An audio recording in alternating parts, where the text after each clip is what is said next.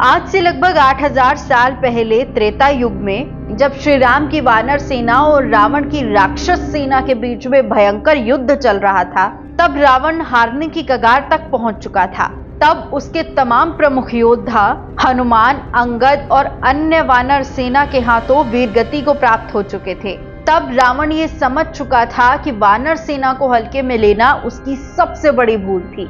तब उसने तमाम प्रमुख योद्धाओं को खोने के बाद अपने भाई कुंभकर्ण को याद किया, लेकिन उस समय कुंभकर्ण अपनी गहरी निद्रा में डूबा हुआ था, क्योंकि जिस समय वो ब्रह्मा जी की तपस्या कर रहा था, तब तपस्या पूर्ण होने पर वो ब्रह्मा जी से इंद्रासन मांगने की बजाय गलती से निंद्रासन मांग बैठा, जिसके बाद ब्रह्मा जी ने उसे खुशी खुशी वर्ष में 6 महीने तक सोने का वरदान दे दिया। दरअसल ब्रह्मा जी से वरदान मांगते वक्त देवी सरस्वती ने कुंभ के दिमाग को हर लिया था, जिसके कारण वो वर मांगते वक्त गलती कर बैठा। अब इसके अलावा भी कुंभकर्ण को भगवान शिव और ब्रह्मा जी से तमाम सिद्धियां और वरदान प्राप्त थे। वो एक बेहद शक्तिशाली योद्धा था, जिसने कई देवी देवताओं को पहले भी युद्ध में परास्त किया था।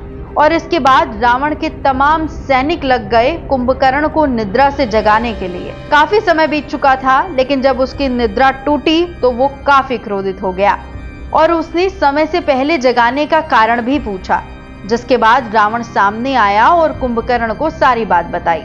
जिसके बाद कुंभकर्ण रावण से काफी रुष्ट भी हुआ और रावण को खरी खोटी सुना दी। जिसके बाद रावण ने भी कुंभकर्ण को भाई होने की दुहाई दी और कुंभकर्ण ने भी भाई होने के नाते रावण का साथ देने का फैसला किया और रणभूमि में कूद पड़ा।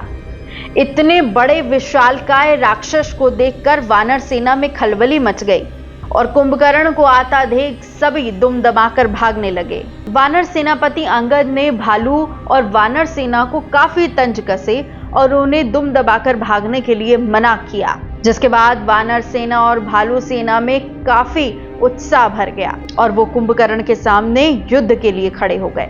कुंभकर्ण के रणभूमि में आते ही कुंभकर्ण ने वानर सेना को अपने पैरों से रौंदना शुरू कर दिया और उन्हें बुरी तरह से मारने लगा। कितनों को उसने अपने हाथों से मसल कर रख दिया, कितनों को तो उसने अपने दांतों तले दबा लिया। फिर ये देखकर वानरों के राजा सुग्रीव समेत अंगद और तमाम प्रमुख वानर सैनिक जैसे नल, नील आदि कुंभकर्ण को कुछ खास क्षति नहीं पहुंचा सके। कुंभकर्ण ने उन्हें एक ही झटके में काफी दूर फेंक दिया।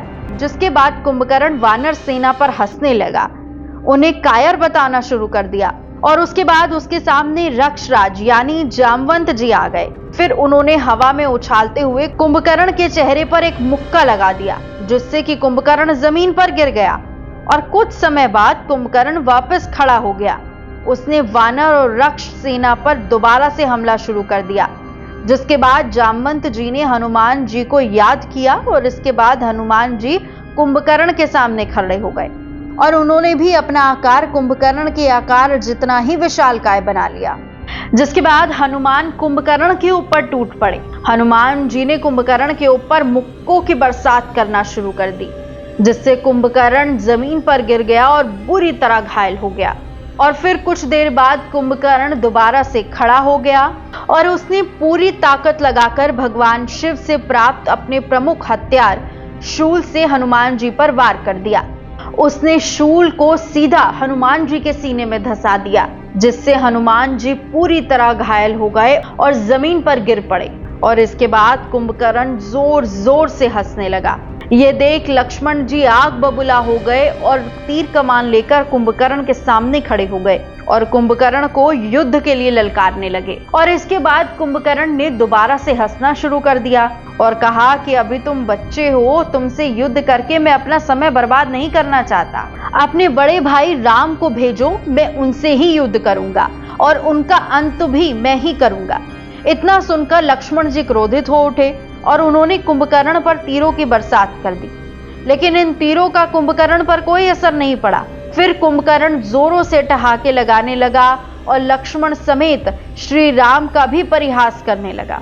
जिसके बाद हनुमान जी को होश आया और उन्होंने अपने सीने से शूल को बाहर निकाला और उसे तोड़कर फेंक दिया और फिर दोबारा से कुंभकर्ण पर टूट पड़े और फिर हनुमान जी ने भी कुंभकर्ण को अपने मुख को और अपनी गदा के प्रहार से बुरी तरह घायल कर दिया, जिसके बाद कुंभकर्ण वापस जमीन में गिर गया। लेकिन कुछ समय बाद वो वापस से खड़ा भी हो उठा। ये देख हनुमान जी फिर से कुंभकर्ण पर आक्रमण करने ही जा रहे थे कि उन्हें श्री राम ने रोक लिया और हनुमान जी को आराम करने की आज्ञा दी।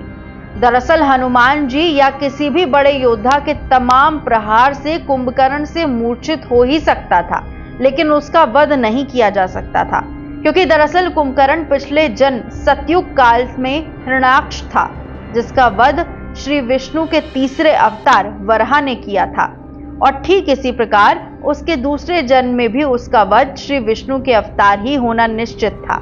ये बात श्री राम भली भांति जानते थे। फिर यहाँ कुंभकर्ण वानरों और भालुओं की सेना को कुचलने में पूरी तरह से जुटा ही था कि राम वहां आए और फिर कुंभकर्ण का ध्यान अपनी ओर खींच लिया।